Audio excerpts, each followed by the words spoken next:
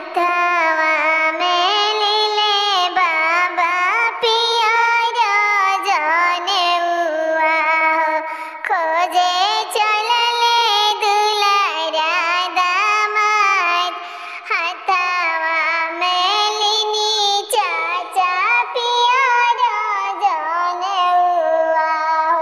खोजे चलनी दुलारा दामाद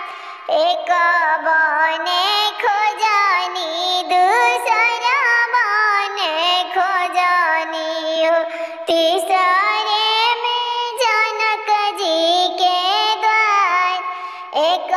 बने खोजनी दूसरा बने खोजनी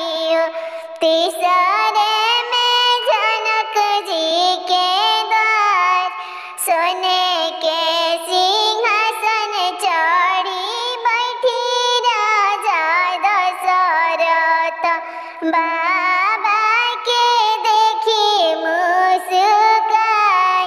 सोने के सिंहासन चढ़ी बैठी राजा दशरथ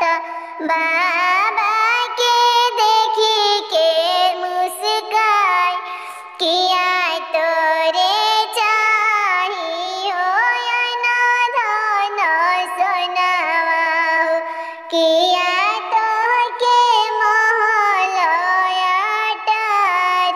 किया तो के चाहियो अनधन सोनावा किया तो के महल अटार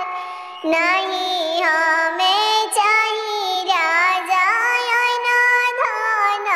सोनावा नहीं हमें महल अटार